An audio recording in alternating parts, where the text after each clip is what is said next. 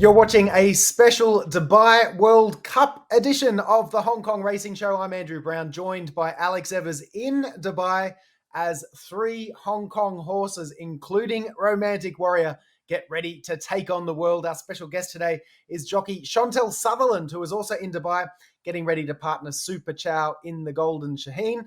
We'll reflect on her time riding in Hong Kong a little later as well. And Alex and I are also going to have a look at some of the racing at Sha Tin this weekend later in the program. But first, Alex, set the scene for us in Dubai, would you? What's been happening?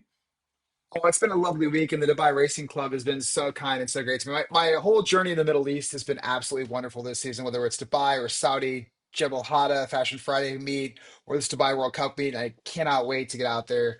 Hospitality has been unreal. The horses have looked incredible. The Hong Kong horses, to me, thriving here. Romantic Warrior, the best I've seen. He looks like he's improved from Saudi, and he's clearly a much happier horse in Dubai than in Saudi, where he gets to graze here and he gets to have a bigger space and everything like that. And it's different environment from Hong Kong, but he's definitely loving it here and thriving. And I expect him to run another top-notch race. Repeat of the Jebel Hada, and even if he repeats what he did in the Saudi Cup, he should be good enough here to win against this bunch. So, really looking forward to getting out there Saturday, and it's been wonderful. We're excited. That's awesome, and great news about Romantic Warrior. I was going to ask you about him off the top of the show, so it's good to hear that he's doing well, according to you. But what about according to the camp, the Romantic Warrior camp, and everybody you've been talking to? Are they feeling pretty confident heading into Saturday? Yeah, it feels like much like the Jebel Hada, where everyone's happy, everyone's confident. James seems happy, Danny seems happy.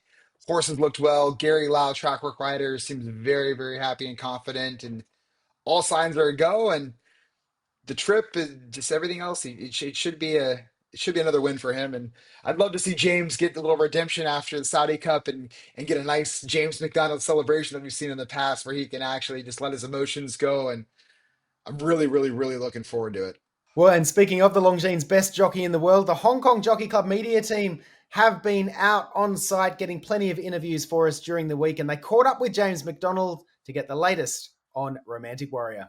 He hasn't taken a backward step. He's been good in his work. He loves his work. He thrives on pressure, and he seems to be enjoying it. So that's the main thing. From my point of view, I can't see him training off at any point of that gallop anyway. He seems really well. How's the comparison if you compare with Jibihata and or Saudi Cup for the last gallop?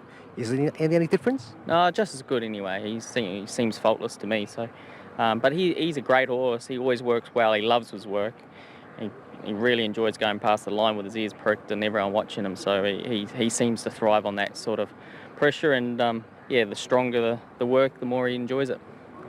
So maybe the Japan horses with against in the Hong Kong Cup with Liberty Island in the 2000 meet in the Hong Kong Club. How's the feeling with her again in Dubai? Yeah, well, such a strong renewal of the Dubai turf, and Romantic's a great horse. He'll have to be at his best, which I'm sure he will be. He always gives his best, but the Japanese are so hard to beat wherever they go. Liberty Island deserves so much respect, and she's such a fantastic racehorse. A champion racehorse for filly of her own right, and we've got Soul Rush there, we've got the local Nation Pride, so and I've probably left out a couple, so very strong race, but we're confident we're still on the right horse, and I'm sure he'll give his best. So Alex, James respecting Liberty Island, but she's going to need to produce something special to beat Romantic Warrior, isn't she? And is there anyone else that could threaten him in this race? I mean, it just depends how the Godolphin runners run. They seem to run really well here at Meydan, so maybe Nation's Pride. But Liberty Island to me looks like little lights in coat and condition, and I think she might be leaning more towards the race in Champions Day in the QE2 Cup. But it's Romantic Warriors race to lose, and he looks phenomenal. He looks like he's put on weight. His stomach looks full. Like he looks like every sign to me is pointing that he's going in the right direction. And I've photographed him and seen him at all his big races since what his 4-year-old season at HKIR, and this is the best he's looked. He looks better than he did in Saudi. He looks better than he did at the first run Jebel Hada. I expect him to produce one of his better runs here on the weekend. All right, well, that's great to see. Let's move on to the Quoz Sprint, the race won by California Spangle last year. And Hong Kong has the favourite again with How Deep Is Your Love, also going to be ridden by James McDonald. Here's what his trainer, John Size, had to say about the chances of How Deep Is Your Love. He's done well since he's been in Dubai. He's enjoying the fresh, crispy mornings and the hot afternoons. He seems to be adapting quite well. He's, eating his feed and doing his work, and he seems quite relaxed in this environment. And I think he's going very well. Is there any changes after the barrier trial in Hong Kong and arrived in Dubai? Any changes? No, I don't think so. He seems to be like he's an older horse that's had plenty of experience, and he enjoys being in training. So he looks confident. He looks like he's in pretty good shape. How do you talk about the street course? Because he won the race in Hong Kong for the 1,000 meters and the street course in Meydan. Is it comfortable? Well, we hope so. I mean, all these things are unknown, and that's part of the vagary of the competition, of course. Whichever one adapts on the day gets the prize. But as you say, if you want to look towards some positives, he has one down the straight at Sha Tin. He can run in a straight line, and that experience probably help him. So, Alex, John sounding pretty confident about How Deep Is Your Love's chances. How's he been looking this week? Looks really well as well. A little bit lighter, but he's one of those horses. Size horses go so early in Hong Kong that I have not seen him training enough to have a really good baseline for him. But to me, the way the race shapes up, West Acre looks like he's probably the horse to beat in the race, and he kind of gets back early. So I do believe if James can kind of sit with him and make a run at the same time, that he's going to be right there. I expect him to produce a really good run. If it's good enough, we'll see. But I will say, Satono Rev winning the Takamatsuma Kinen, I probably pronounced that wrong there. At any rate, he'd run really well, and he validates that Kiting Rising for him. How Deep Is Your Love right there with Helios Express there within, a half length of one another. So if that form suits here and it flatters, I expect him to be right there. And if he's able to do it, it's going to be wonderful. I think Hong Kong has three legitimate chances. And I know some people are off on Sword Point a little bit, but he's traveled over well. He's condition to me looks great. Tougher race, but we don't really know what he's done there. But I do think Hong Kong has a chance to really hit the board. Obviously, win the race, the Dubai Turf with Romantic Warrior. But I expect both the other horses to be right there in the top three. Yeah, well, How Deep Is Your Love? Currently, the favourite in international markets around 3-1 for the Quoz Sprint. Sword Point, who you just mentioned, lines up in the Godolphin Mail. J Mac rides again. The roughest of the three Hong Kong horses at around the 11-1 mark currently on international markets. So, but we've got two out of the three. Romantic Warrior and How Deep Is Your Love are the current favourites. So, wouldn't it be great to see? Not one, but perhaps two Hong Kong wins. And Alex feeling bullish about Sword Point's chances as well. Maybe we'll see three Hong Kong wins.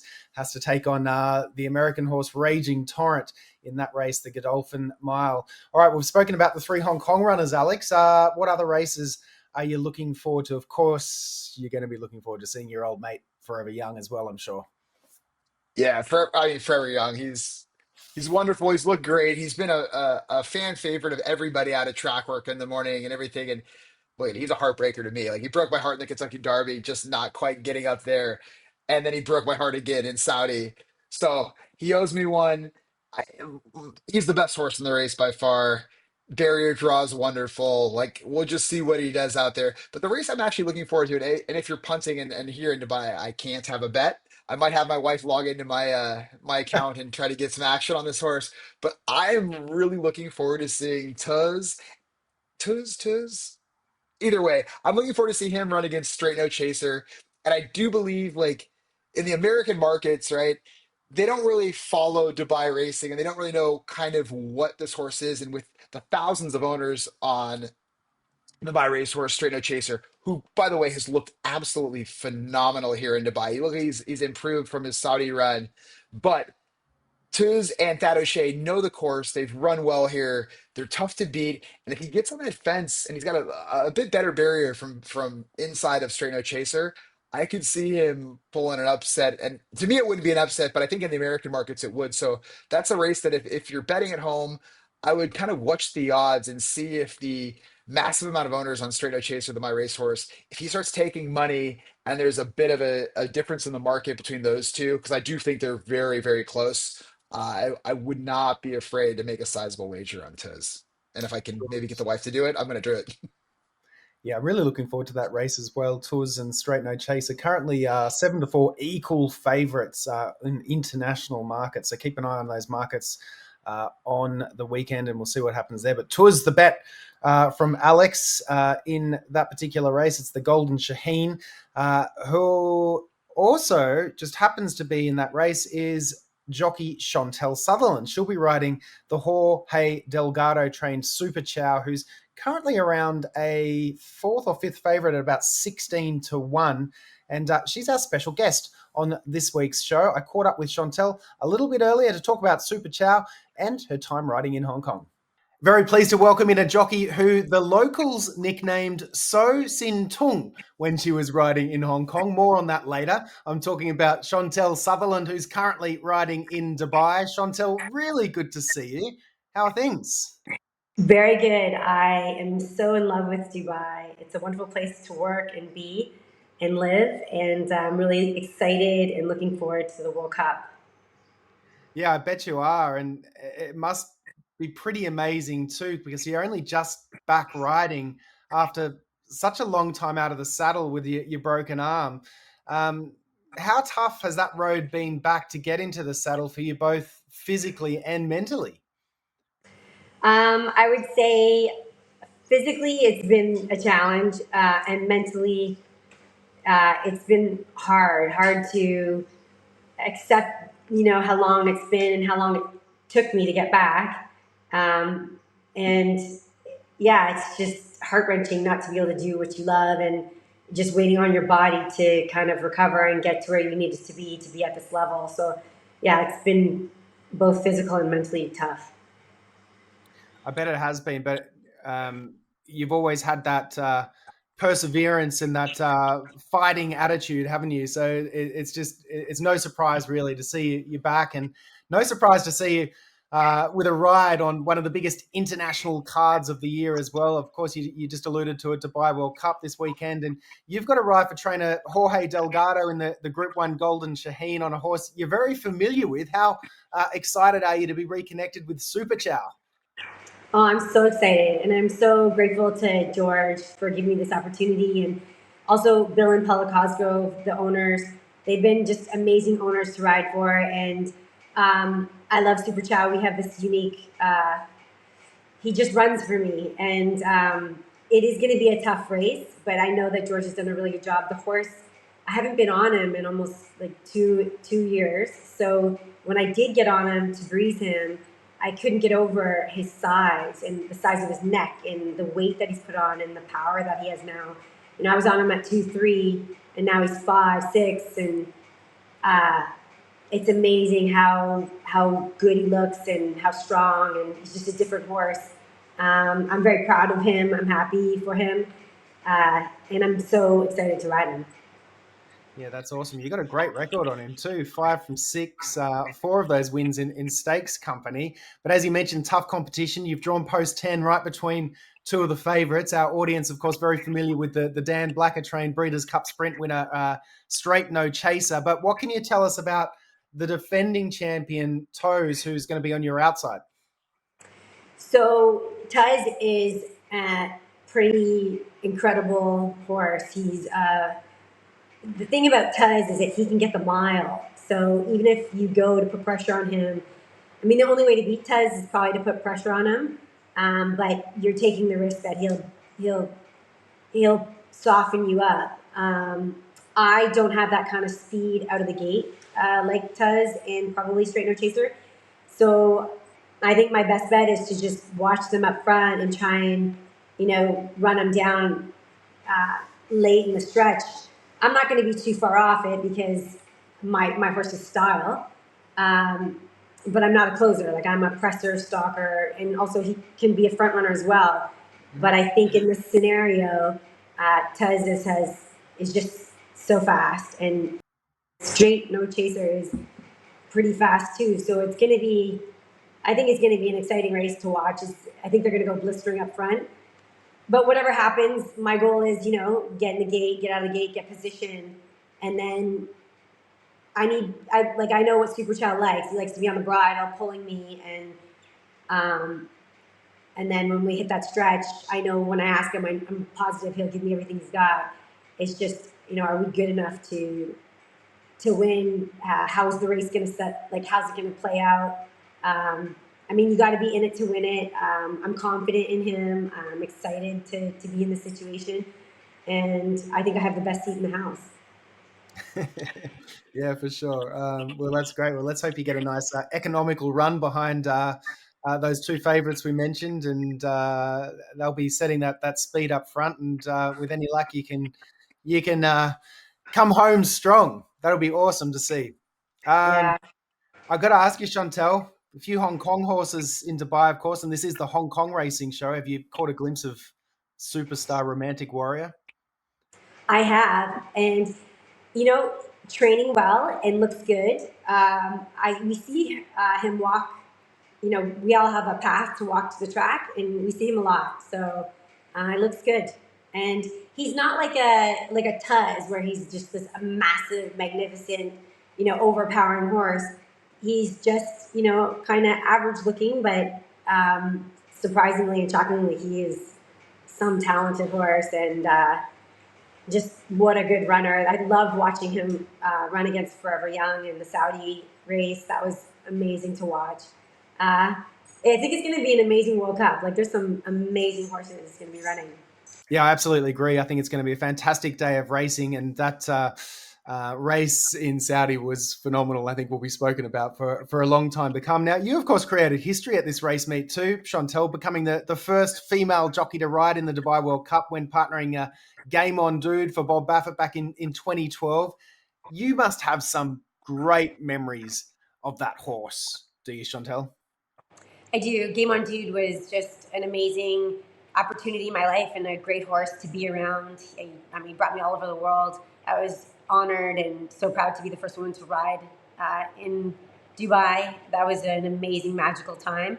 And I think it's always made me want to come back here. And so coming back here and working for Bupad, and then his stable, and it just the professionalism and the world-class level that we're at has been really awesome. And I think Game On Dude was the horse that made all these dreams come true. You had some fantastic wins aboard Game On Dude right before the Dubai World Cup, though. I hate to bring up this race, but you were on his back at Churchill Downs in the Breeders' Cup Classic. Can you talk us through that last furlong and a half and what was going through your mind? Because, God, he looked good. Yeah, I think he had run such a good race, and we put away a lot of good horses. And I thought when we put away So You Think, he tried to come up on us on the rail, and it was like late in the race, just before the 8th pole. And I thought, okay, he's done his work. We did it. Like, the job is over. We just got to get to the wire, which I could see, and I felt like I could touch it. And then out of the corner of my eye, I saw the white silks of Mike Smith, and I was like, no way. And I just kept riding, but I could feel and sense that Game On Dude was now getting a little tired, but he kind of thought the race was over. And he has those cheaters that, Bob Baffert wears on most of his horses, and he couldn't see Mike coming way outside. And, Mike's a very smart rider, and he knows that Game On Dude is a little pit bull. It needs a fighter, so he stayed far away from him. And I just knew we were in trouble. That the last 2 jumps, I said, "Oh my God, he's gonna get us." And so it's a feeling of when you're a kid and someone's chasing you, but I was screaming as loud as I could, hoping and praying Game On Dude would just give me one more jump. But yeah, no, we got beat, and I was heartbroken after the wire, and shocked, happy we still got second, but and a little angry with Mike. But it's just all fair competition, but then very proud of the horse for running as hard as he did, because I think he ran a winning race. We didn't get that type of scenario what Mike got with Drosselmeyer, right? No, was it Drosselmeyer or was it? Yes, yeah, Drosselmeyer. Yeah. And sometimes better to be lucky than good. And we were good, and Mike was lucky. What was your favorite win on Game On Dude? Probably the most scary one was the first time I ever rode him in the Santa Anita handicap, or it was the Pacific Classic. No, Santa Anita handicap, where we had the huge, long inquiry, and it went my way, thank God. Nice. Speaking of memories, how do you look back on your time riding in Hong Kong when you were part of the IJC back in 2009? I loved it. I loved Hong Kong. They treated me very well. I loved Happy Valley so much. Sha Tin is beautiful, but I've always wanted to go back. I want to go back there for another jockey challenge if they have one. And I mean, it was so cool. And aside from racing, which was absolutely amazing, I love the shopping. Yeah, you can't go wrong there. I mentioned at the top the name So Sin Tung, which the locals nicknamed you in Hong Kong when you were there. You were extremely popular with the Hong Kong racing fans. Do you remember what So Sin Tung meant? Doesn't it mean pink lady or something? Beautiful lady in pink. I love it. Even better. Yeah, I remember I gave away a helmet with a Hello Kitty paint on it. And I do remember the fans were like very kind. And I did feel popular when I went there. Yeah, well, let's hope you can get back there. That would be awesome if you can get back there over the next couple of years. So now that you are back riding, what does the rest of 2025 look like for you? So I leave on Monday and I go back to Miami. And then I'm going to move my tack to Monmouth Park. I'll be there for the opening of the season, and I'm going to ride there all summer. And I'm really looking forward to it. And then see how I can get myself back into more of these big races. And I'm going to start interacting a little more with my fans this weekend, and definitely going to do some more social media stuff coming into Monmouth. I've been a little quiet on that front, but we're going to get totally back into it. And I'm really looking forward to that new Netflix TV show that's coming out in April. And just maybe we can all kind of rev up a new excitement for, racing in America and the world. So wouldn't that be fantastic? Well, you've certainly played your part over the years as well, Chantel. So it's going to be great to have you back riding. If any trainers are watching, Chantel Sutherland making her way to Monmouth Park for the summer. So that's awesome. We'll look forward to seeing you riding there. But first and foremost, we're going to look forward to watching you on Super Chow this weekend in Dubai. We'll have our fingers and toes crossed, Chantel. Thank you so much for all your time and good luck this weekend. Thank you. And as they say in Dubai, inshallah.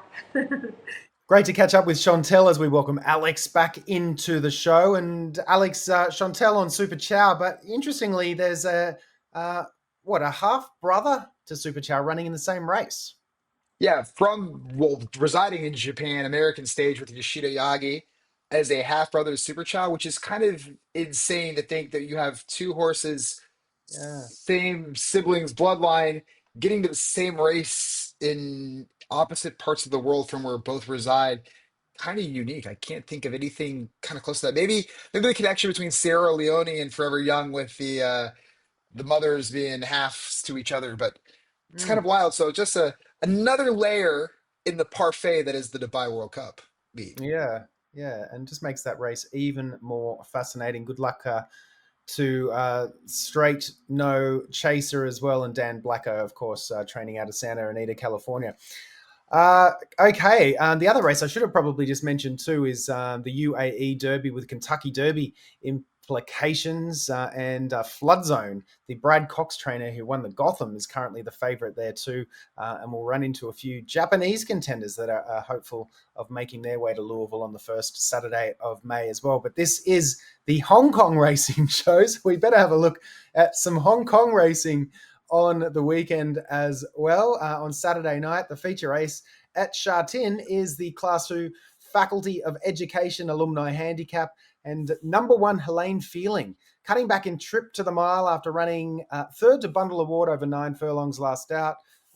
Number two, the Golden Scenery, needs to improve, but could use some of his pace here. Some of the other chances in this race, number 4, CP Brave with Karis Teton up, should be better suited back to a mile. And number 5, Voyage Samurai, second behind Sunlight Power last out, and might be able to dictate terms up front as we have a look at the speed map, which shows Voyage Samurai as the logical leader ahead of Woodfire Bro and Winning Dragon. Alex, who are you keen on in this race?